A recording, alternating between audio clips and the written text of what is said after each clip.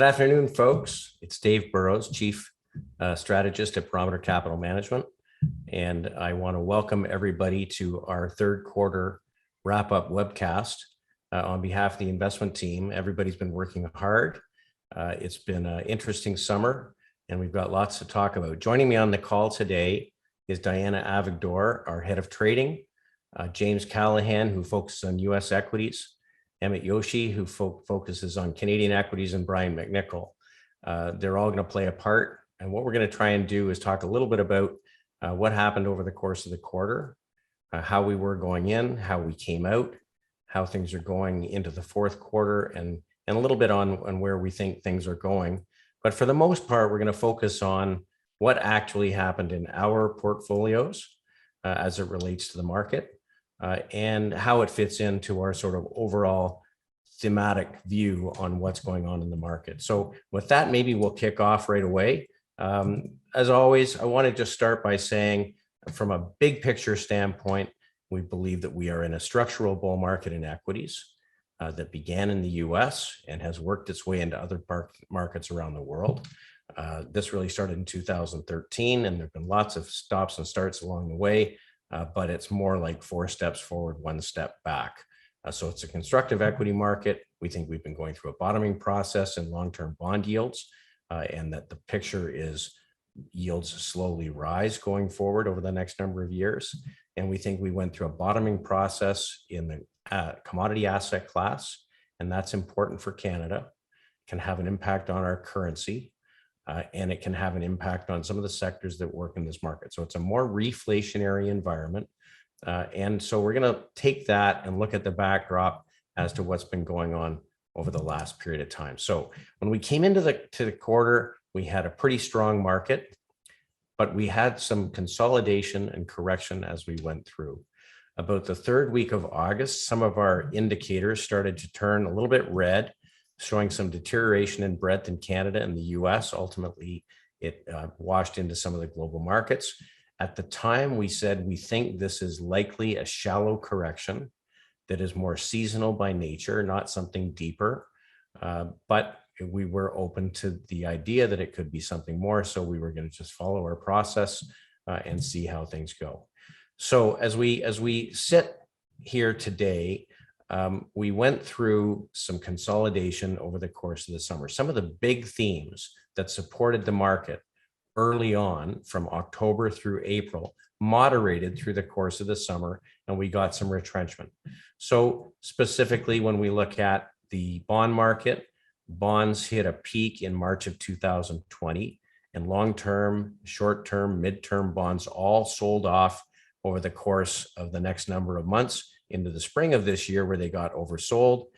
And through the course of the summer, that downtrend corrected, didn't reverse, but definitely showed that there were some concerns in the world about what was going on and would they have an impact on more economically sensitive sectors.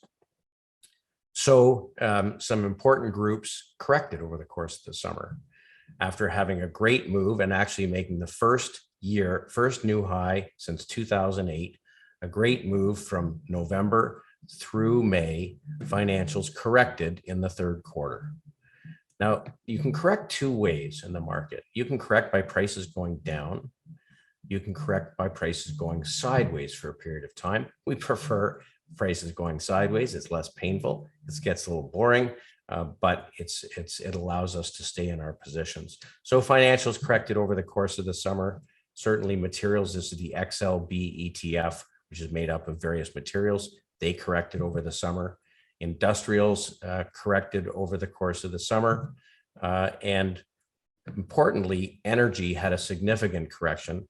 After a great move off the bottom, there was a 29% correction in the energy sector from July through the middle of August. As usual, that shook us out of some positions. We'll talk a little bit about that. But if we take the whole quarter from June 30th to September 30th, it was a pretty muted affair. The S&P was basically flat. The bond market was basically flat. The TSX was down 0.5%. The dividend growth cohort was down 1.5%. High dividend paying stocks were down 2.9%. And the Russell 2000, which is more sort of the average stock, was down 5.4%. So in the course of the quarter, we had a number of spikes in volatility. So when people get concerned that maybe there's something going on, you see a little spike in volatility. And we had a spike in July. We had a spike in August. We had a little bit larger spike in the end of September, the beginning of October. And that has an impact. Now, there's lots of things that people were concerned about. And I'm not minimizing them. We take all of these things serious. We had a wave of Delta variant. We had the Evergrande financial crisis in Chinese real estate and whether that would wash into the rest of the market. Of course, we all knew that the seasonal September-October period was on its way. We all were worried about supply chain disruptions and the impact of inflation on some sectors. We worried about the debt ceiling. And of course, whether the infrastructure bill, which of course still has not been passed, would be passed. So lots of reasons for investors after a very strong period to think about taking some money off the table. So we think about these things, these headline issues, but of course there's more issues at play. And I brought Diana on the call today because Diana is well immersed in all of the machinations of the market, in all of the various moving parts. And if the market's a machine made up of 1,000 moving parts, we see the obvious ones. She sees some of the more nitty gritty. So Diana, I wonder if you could just come on and make some comments as it relates to other factors that may have been at play through the course of the summer. Sure, Dave.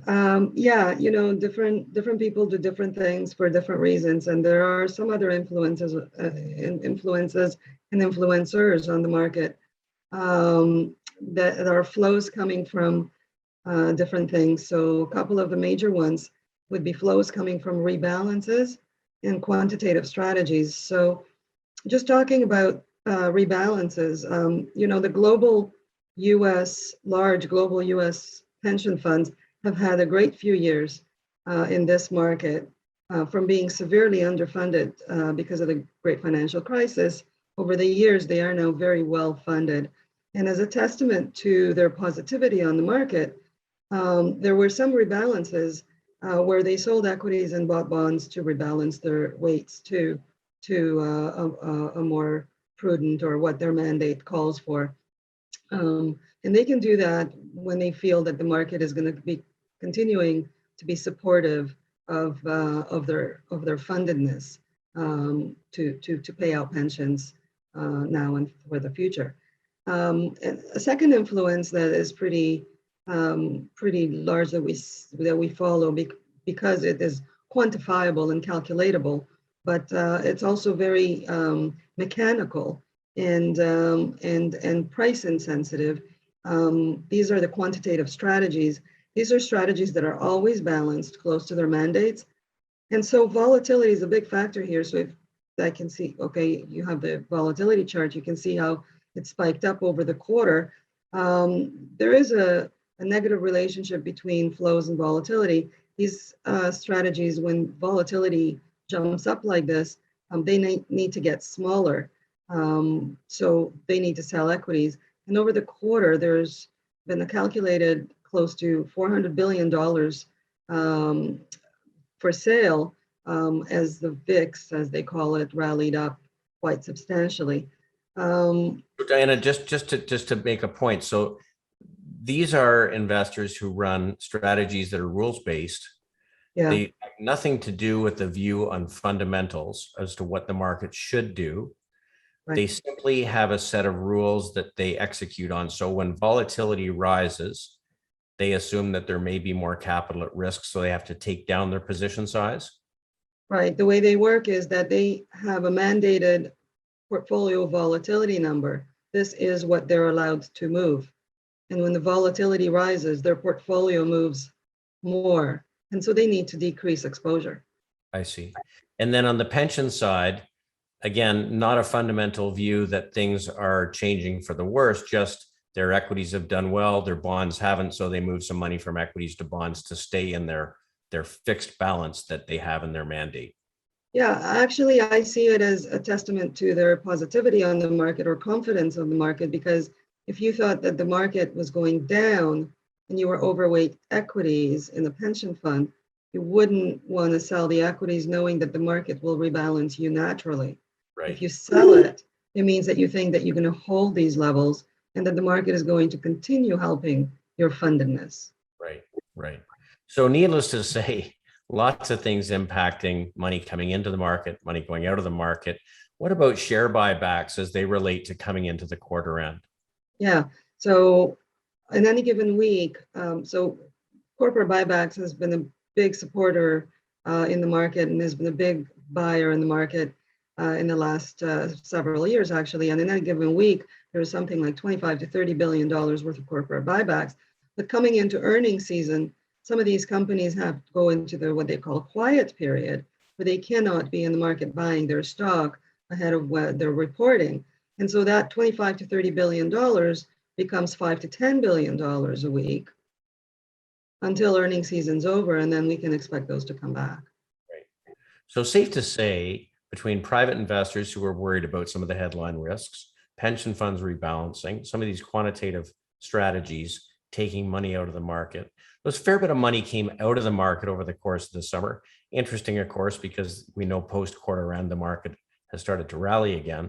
But certainly there were some headwinds for markets as we went through the quarter. So when we started the quarter at the end of June, we had a portfolio that was made up largely of what I call reflationary sectors, or sectors that do well in the event that the economy is strengthening, that asset prices are moving higher, that maybe inflation's moving a little higher.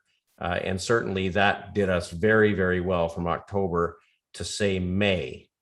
But as we saw, some of these things corrected, having had a big move over the course of the summer. But I want to just touch on some of these sectors and some of the things actually we were focused on in portfolios, continue to focus on. And so I've asked some of the analysts to join us because, as you know, our job isn't to be everywhere. We've got to target our portfolios. We are in one of those moments where there are sectors that are doing remarkably well. And there are some sectors that really the outlook is not good. They are probably overowned and overpriced. And to be able to avoid them gives us a big opportunity relative to various benchmarks that we get judged against. So we have to recognize change if it happens. We're always trying to make sure we're managing risk. That was an important factor in our decision-making in energy early part of the summer. And, we've always got to be ready to play defense if we have to be. As it turns out, most of our themes skated through pretty well through the course of the summer, but the portfolios do look a little different today than they did in June. So just to start off with, let's start with financials. They're the biggest sector in the firm's assets. Today, they're around 30% of firm assets, which is 2.5 times the S&P index weight. I've asked Brian McNichol to come on and just start talking about some of our key Canadian financials names. Great, thanks, Dave. Yep, so as Dave mentioned, the Canadian banking space is definitely a big focus for us. And our bullish view is on the back of the anticipation that Canadian regulators will follow their US counterparts and move restrictions on the banks with regards to redeploying capital back to shareholders, either through share buybacks or dividends by the end of the year. Canadian banks are sitting in a tremendous spot right now with just over $40 billion of excess capital. Dave showing BMO here, and BMO alone has close to $10 billion of excess capital on their balance sheets ready to redeploy. So this leaves them plenty of room for large dividend increases, share buybacks, and of course, M&A. Now, given earnings have really begun to accelerate following the recovery from the pandemic and dividends have remained largely flat because they haven't been allowed to move anywhere, overall payout ratios have fallen. So for the banks to bring them back to historic levels, we would see large dividend bumps, especially with BMO, National Bank, and Royal Bank as well. They're expected to lead the way in terms of dividend growth at all aspects of the payout ratio range, if you will, from 40% up to 50%. Now we might see TD. Am I right, Brian, that they're at 33% now? If they raised it to 40, it would be a 19% dividend increase. If they raised it to 45%, it'd be a 33% dividend increase. And at 50%, they'd bump the dividend by 50%. That's correct. And I mean, now National is not going to move up to 50% payout ratio, just given that their overall growth is just, it's, I guess, the top of their peers, if you will. So they're definitely spending a lot on growth through M&A. So they would probably be closer to the 40 to 45% range, but that's still a very significant dividend bump. Interesting. And what about National? It's interesting. You can see on both of these sort of a lull over the course of the summer until we got into September. And interestingly, as the market started to correct, in fact, against the market correcting, the banks started to lift. That's a pretty good tell, isn't it? Yeah, definitely. I think a lot of people were looking at it from a defensive standpoint. Just given the move in yields and their corresponding incomes, net interest margins that will really benefit from the move. A lot of investors saw this as a very defensive industry to move towards. Yeah. So National is growing quickly. Yep, National is far exceeding their peers in terms of growth. Pre-pandemic, the Quebec economy was probably the hottest economy within Canada, and I don't think that's going to slow once we start to see the full aspect of the recovery. Now, just to make a shift for a second, we do have a focus in asset managers, a couple of them, in fact. One maybe you could highlight is CI. Yeah, of course. So despite some broad market weakness in the month of September, operating conditions remain very favorable across the asset management industry. So with close to record levels of asset under management at the end of Q3 and very strong retail flows that have continued to build momentum, I mean, the setup for the group remains constructive going forward. And it's clear that CI has seen a substantial improvement in net sales for the year, and they're really active in terms of M&A. So that should help them drive further growth within their wealth management business. Yeah, I see the estimate for 2021 was a 40% lift in earnings. Mm-hmm. Okay, great. So why don't we just stay in Canada for a moment, and maybe you could talk a little bit about what we've been doing in industrials here. Yeah, of course. So, I mean, outside of financials, industrials have been another sector that definitely contributed positively to performance during the quarter. So within the sector, I'll highlight Bombardier and TFI. So Bombardier, we have up in front of us. They've really drastically changed their business mix over the years, and now they're fully a pure play business jet manufacturer. And they're benefiting from what is probably the most robust business jet market we've seen, in recent history. And it's been driven by the pandemic. And overall, private charter flight activity is up about 150% on a year-over-year basis. And we're also sitting at a 2-decade low in pre-owned inventories. So this environment has really allowed Bombardier to rapidly build their backlog, and order momentum is really picking up as well. And TFI? Yep. So the next is TFI International. So they're a North American-based trucking company. They've been benefiting from strong demand and limited capacity, which has been leading to materially higher rates for their contracts. So on top of that, they made a massive acquisition closer to the start of the year. And this past quarter, we saw tremendous progress being made on their the integration and cost improvements, which has helped grow the bottom line. And with even more contract repricing from this acquired customer and overall cost efficiencies that they can gain, we're very bullish on the outlook for TFI. And in fact, I mean, they just reported earnings, and at first glance, it looks like a really nice beat, and they raised their dividend by close to 17%. So we should expect to see a nice reaction from them tomorrow. Well, great to see that. Interesting. Another one where we had basically July through September consolidation, stayed within the long-term trend, and certainly reaccelerated as we got toward the end of the quarter. Now, I've had questions recently on REITs because I've said that there are some parts of the REIT market we want to stay away from because they act a lot like bonds. We do have some REIT exposure across the firm, specifically in the income portfolios, which would make sense. But it's been more in the industrial area. Maybe you could talk a little bit about that.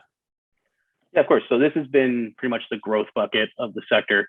So the industrial REIT sector offer what is easily the best growth prospects relative to their peers. And this is stemming from strong organic growth fundamentals, as well as ample balance sheet capacity across the space that's going to support growth by acquisitions.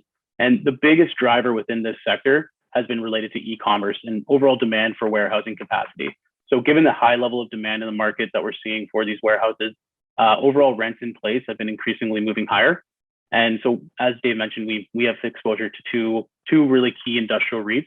So that'd be Granite and Dream Industrial, both of which have the cleanest balance sheet within the entire REIT sector. So this has helped justify their premium valuations relative to their peers, coupled with the growth rate, of course. And so Granite has historically been a dividend grower while still putting up strong growth numbers. Dream has focused more on spending capital via acquisitions with a focus towards Europe and not so much on the dividend growth side. However, they still have a pretty attractive yield of just over 4%.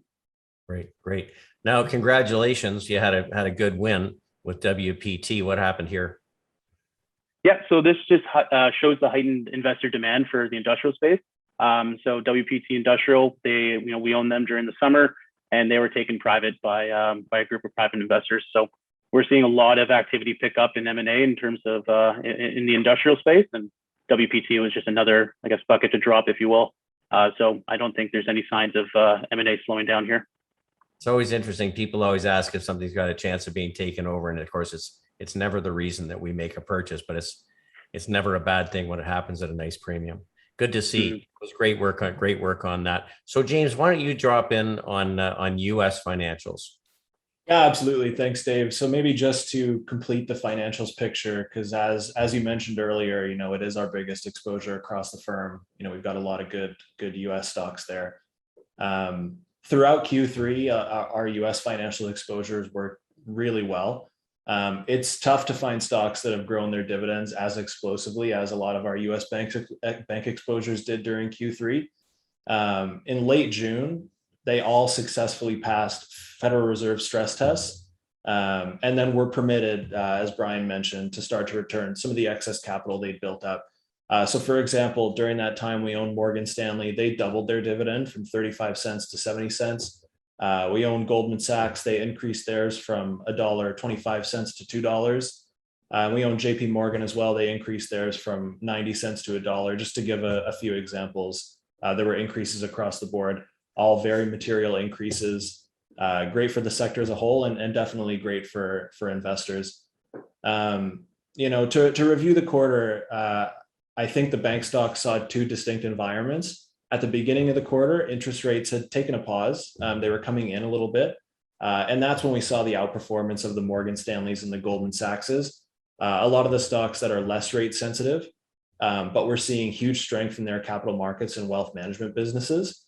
And then as the quarter progressed, we saw interest rates start to rally, the bond market started to soften. And then a lot of the more rate sensitive banks started to outperform.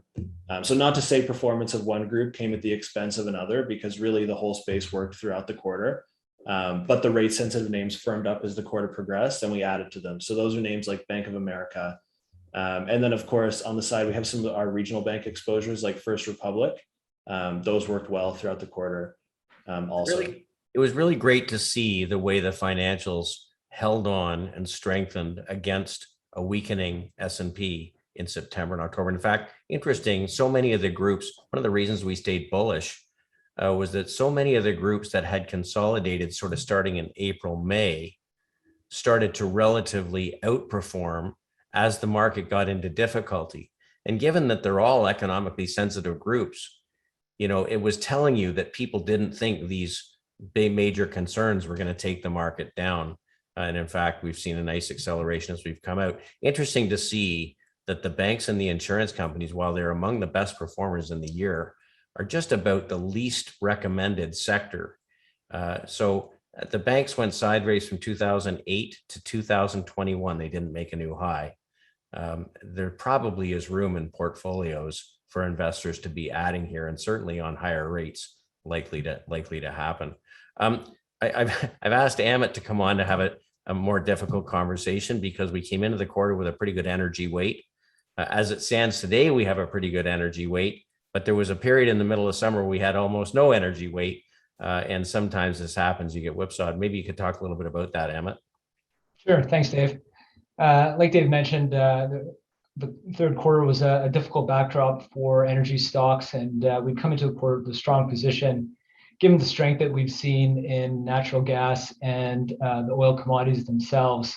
Now, the spike in the summer of the Delta variant really kind of derailed that thesis, as it put a kind of a damper on the demand picture as investors worried about another potential lockdown. So we saw outsized drawdowns in the energy sector itself. Now, first and foremost, our focus is on protecting capital when drawdowns like this occur, and our flexible approach allows us to quickly exit sectors completely if positions are weakening to the extent that they trigger our stop losses. So that's exactly what we did. We exited a lot of the positions, and we continued to watch them and waited for them to be on better footing before we redeployed capital into this space. So post Q3, we saw resilience in the underlying commodities itself, with strength in crude oil and natural gas, and firming of the underlying stocks themselves.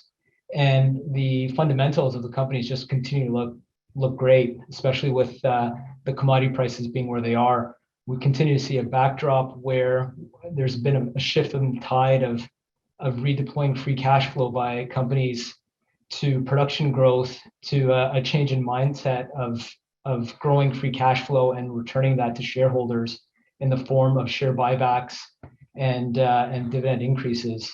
So I see Dave has the Tourmaline chart there. That's been a bellwether company here in Canada, and one that we follow closely, and has just been one of the best run oil and gas companies out there, and their gas presence has been very robust. They've been doing a great job of acquiring assets, and are now in a phase of where they're happy with the asset base that they have, and are looking to kind of harvest those returns. And the amount of free cash flow that the company will generate over the next couple of years is enormous, and they'll have a focus of paying down debt and returning that to shareholders in the form of dividend increases and share buybacks.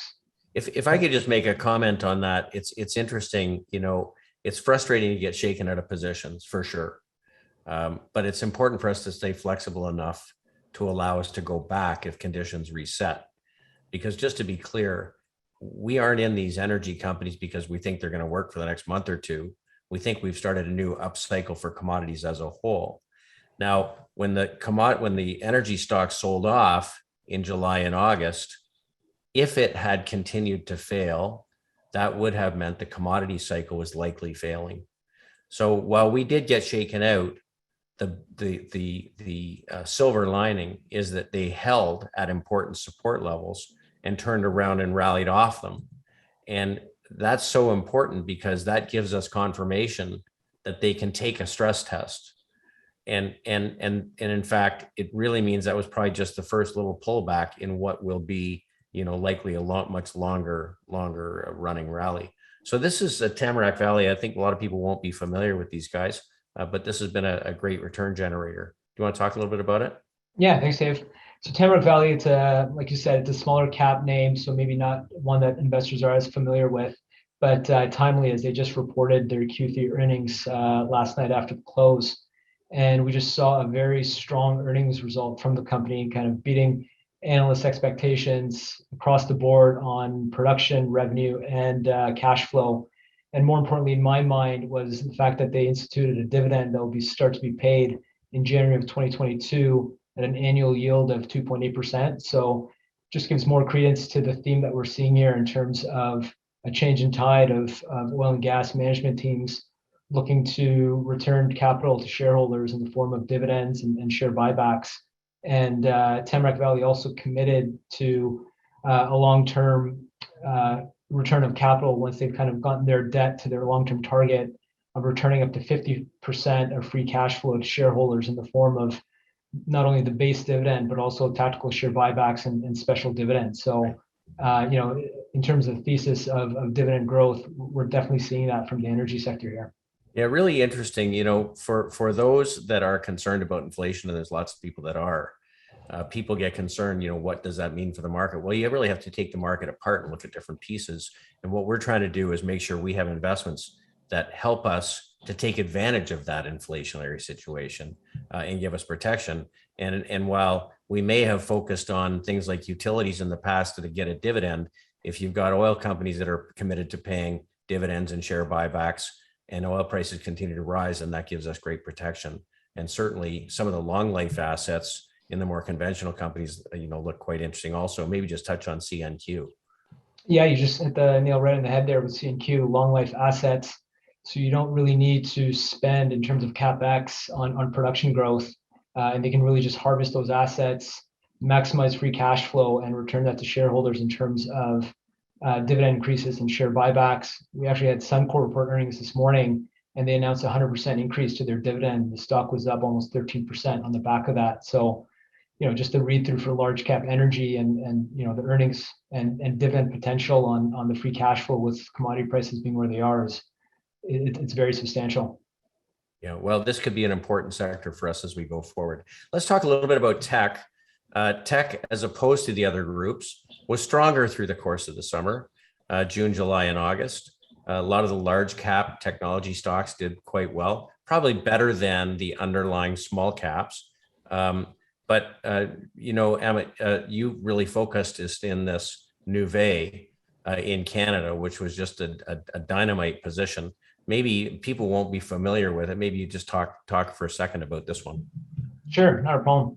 So Nuvei is a company that we've been really excited about. It's a electronic payment processing company. It offers clients online, mobile, and in-store payment solutions. And what kind of separates Nuvei from their peers is they focus on strong niche verticals, which include online gaming and sports betting. And these sectors or these verticals are seeing outsized growth. What also sets them apart is their ability to customize solutions for their clients. So the stock had a phenomenal Q3. I think it rallied about 43% on the back of really strong earnings beat on their Q2 numbers. And they also updated their guidance and bumped it up for the full year 2021. Conversations I've had with the management team is that momentum in the business continues from Q2 into Q3, and they're seeing similar growth. So that should bode well for the company when they report their Q3 earnings later in the earnings season. So it's been a strong performer, and it still seems like early innings in this stock in terms of the runway of growth that they have in front of them. Yeah, sure. Great to get into some of these on an earlier basis. Let's switch gears from the earlier stage tech to some of the rifle shot stuff that we've had in a number of the portfolios. James, we're coming through a pretty good earnings season for some of these companies. It has been a have and have not quarters. Certainly companies like Facebook and Snap have had a more difficult time, but we've seen some good strength in some of the big tech names. You want to touch on a couple? Absolutely. You're exactly right, David. It's been a bit of a stock pickers market, and there are definite haves and have nots. And these names worked well throughout Q3 as well. The staple names for us have been Microsoft, Google, and Nvidia. So Google and Microsoft, both of them, they're some of the best businesses around. There's a reason why they're so big. We had both of them report earlier in the week. Microsoft is a $2.5 trillion company growing revenue 22%. And Google is a $2 trillion company that just put up 41% revenue growth. So these are just behemoths. Got ahead of myself here. There you go. Yeah, for example, Microsoft is growing their Azure cloud business, which now does about $9 billion in revenue a quarter. They're growing that almost 50% year over year. And besides that, every business line is really as strong as can be. The same can be said for Google. We could talk about these companies for quite some time. They do so much, and they do so much well. James, can you go through some of the growth numbers that Google had in their various pieces? I mean, it just absolutely floored me based on the size of the business. Yeah, it's giant. To go through specifically, I'd have to pull up my notes, Dave, which I don't have in front of me. But really across the board, in what's been a pretty tough ad market, to look through Facebook and Snap earnings, you'd get a little bit concerned about Google's numbers. And then they put up, 15% earnings surprise, better than the market. They're just a great company. It was amazing. 30 to 40% revenue growth in their biggest businesses for a company that size, quite remarkable. Now, Nvidia hasn't reported yet. They don't report for another 20 days. Certainly the semiconductors have been a theme for us because they're more economically sensitive. They are obviously in short supply. They have pricing power. And Nvidia is just a monster in this group. Certainly investors are betting there's pretty good earnings coming. What are your thoughts here? Yeah, the category leader, they're moving and growing so fast. They grow above the rate of growth of the GPU market, which is just explosive. We talk about it with Microsoft and Google, and I guess it's relevant today with Facebook changing their name to Meta to focus on the metaverse. So many initiatives being undertaken by these mega cap companies and really by most tech companies, like innovations in AI, like autonomous driving, crypto, metaverse. All of these technologies at the end of the day are underpinned by Nvidia GPUs. So we've been talking about Nvidia for years, and it still looks great here. We continue to like it. Yeah, really, really great. Okay, well, we're going to shift gears, still staying in economically sensitive from semiconductors, but we're going to go to basic materials. I just want to touch on this a little bit. We don't have huge exposure here because they do tend to be a little bit more volatile. Some of our mandates have more macro. Our global macro portfolio does have a quite substantial, almost 50% weight in basic materials and commodities. The equity portfolios less because we've got other things to do, and they're specifically equity-like mandates. So in the commodity space, we do think we've started a new structural bull market. Certainly, though, the leading stocks did correct and consolidate from May through August. Important, all of these groups that we're talking about, since August, when the market started to correct, actually started to accelerate. So this is Teck Resources. And of course, Teck is like owning a mutual fund of commodities. Their biggest revenue makers would be met coal, steel making coal, and copper, oil as well. They've got zinc, they got copper, they got fertilizer. It's a juggernaut of a company. And in the previous commodity cycle, this was one of the greatest companies to own. It's very well run, and gives us sort of great diversified exposure. We do have exposure to Freeport because it is probably the most important copper producer in the world. We know that the world is in a deficit of copper. We know we are electrifying the world. An electric car has twice the amount of copper in it that a conventional combustion engine car does. And we are in a wired world. So copper continues to be really important, and it's going to be years before there are major new mines coming on. And then in the agriculture space, we've been in Nutrien for quite some time. And as you probably know, Nutrien is a leader in fertilizers, ammonia and nitrogen products, and phosphates. And this is one that is one that does very well as agricultural prices are strong as they are right now, because farmers want to make sure they maximize their yield. So these are great companies. We like to own the best companies in sectors that have become underowned and showing new strength. So these are absolute leaders within their categories. They started to outperform before the commodity cycle turned, and we think that they probably have, could have years in front of them, of course, with interruptions of pretty strong returns. So there's a pretty good overview of sort of our key themes. If we go back to October of last year and look at some of these themes, the bond market has been a net negative for the last year. TLT, which is the long US bond, down about 10%. Utilities and staples, which act like bonds, they've been relative underperformers. Telecom, relative underperforming. The defensive sectors, something we've been less interested in. The S&P has been pretty good. When we get to technology, cybersecurity, and semiconductors have been leaders. Dividend growth as a strategy has been an outperformer in consumer discretionary, auto, and travel and leisure. The whole commodities sector, financials, including capital markets and asset managers, energy, of course, being a leader, but with a big dip in the middle. So it's good to see these themes all reaccelerate over the last 4 weeks. And as we move into this new quarter, I think we're in a pretty good place. Growth stocks are expensive as they've been really since 2000. The discount in valuation to the more value cyclical sectors is obviously as wide a spread from growth stocks as it has been in over 20 years. So we think that there's an opportunity there. The defensive sectors are relatively also quite expensive, which is one of the reasons why you can see while rates were falling over the period of time from the year 2000 through the present, the defensive sectors got more and more and more expensive because they became more and more heavily owned. And we think that at this point, with rates rising, that's probably a difficult place to be focused. So as we sit today, post quarter end, all of our indicators have been improving and are positive. The S&P, which certainly corrected in August and September and beginning of October, has reversed. We made a new all-time high. In fact, interestingly, volatility has dropped quite substantially from those higher levels. Important to see that the spikes in general have been to lower highs since the pandemic rally began. And we made our 56th new high for the year. So I hear people say, well, the market's at a high, maybe that means I should sell it. And you just have to look at this chart to take something away.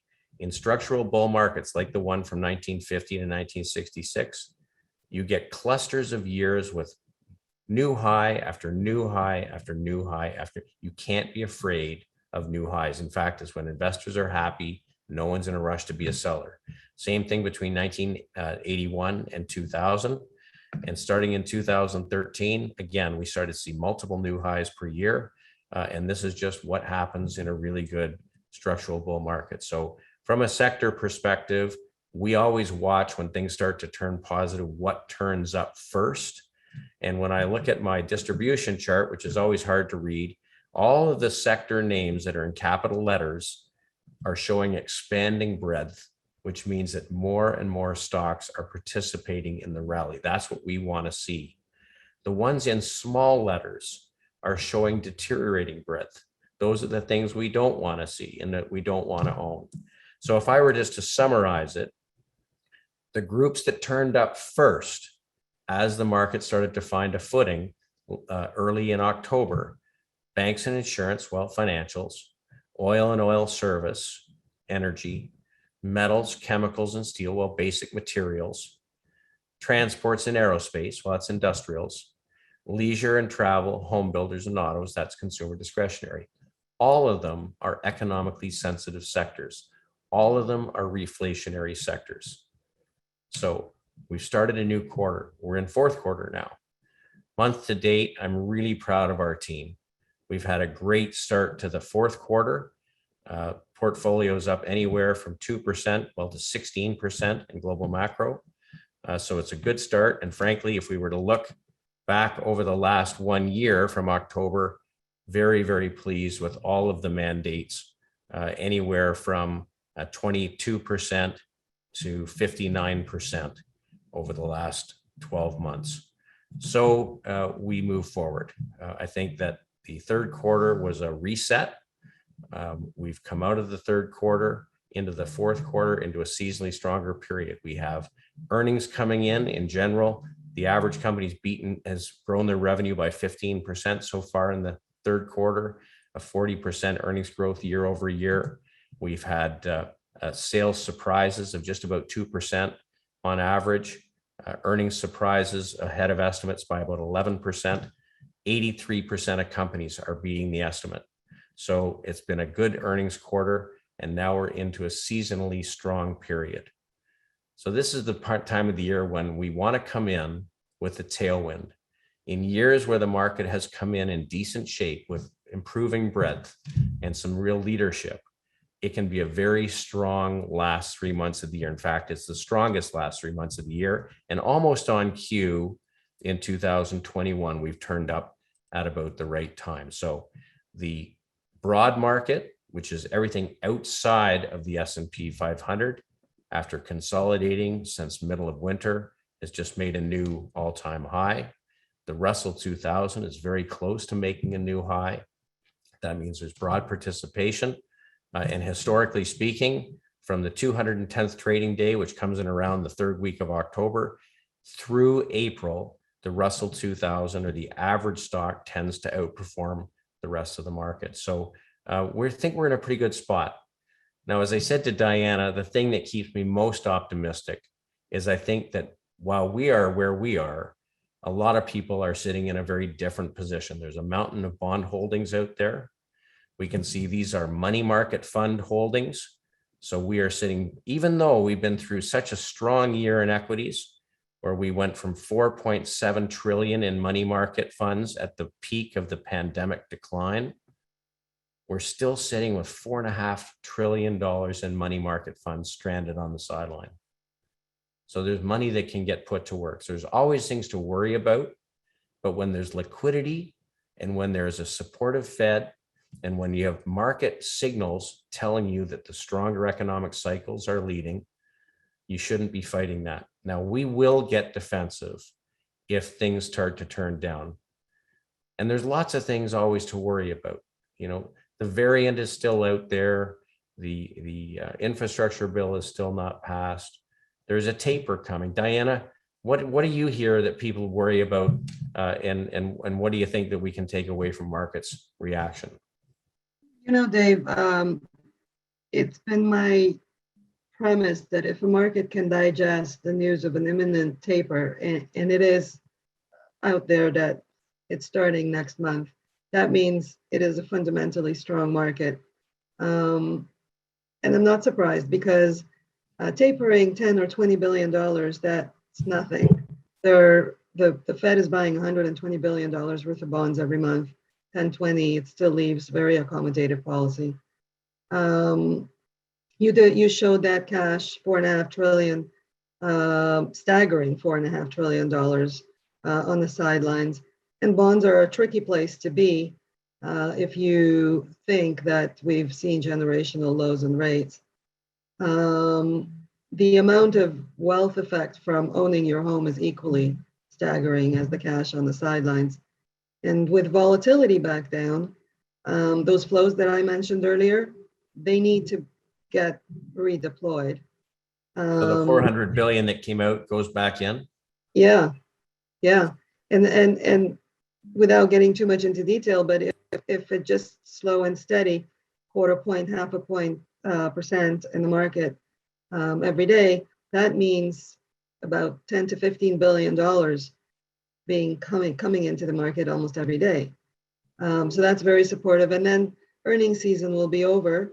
You got another 20 billion dollars coming in every week from corporate buybacks. I don't know. It seems okay. So we traders and flow watchers give it over to the earnings season. That needs to come out well, and seasonality. So the real rate is still negative. You're still getting minus return, a real return of a negative real return on holding a bond. So, Gosh. Right? This is about negative 1%. Yeah. Well, here we are now well into the fourth quarter. I'm quite encouraged by all of the work that we've done that points to the fact that there is money getting put to work. We are seasonally into a stronger period. The way I look at it is we had the first reflationary leg higher from October through April, and then we rested. So we could have broken down over the summer. We didn't. Things held at important levels. And now it looks like we started the next leg of this reflationary cycle. So I see no reason why we won't have a similar experience from now through the spring of next year. So we'll keep watching for signs that we should, change our positioning. But the way the market's acting right now, I'm feeling quite confident. I'm really proud of our investment team. All of you guys have done a great job. On behalf of everybody who's not here, and on behalf of our investment counselors, I want to thank all of you for being clients. And if you've got any questions, please don't hesitate to pick up the phone. I'm happy to jump on. All of the team members are. And frankly, if there is cash that's sitting, not deployed, if we were looking for a good time to do it, now would be the time. Because I think that we've gone through a natural correction in the market. It happened to be a time correction, not price. And I think that we're headed into a pretty productive few months. So with that, I want to thank everybody for participating today. Thanks everybody for joining. And we'll put this up on the website if anybody wants to pass it along for somebody else to watch. And if you've got questions, give us a call. So until next quarter, thanks for tuning in.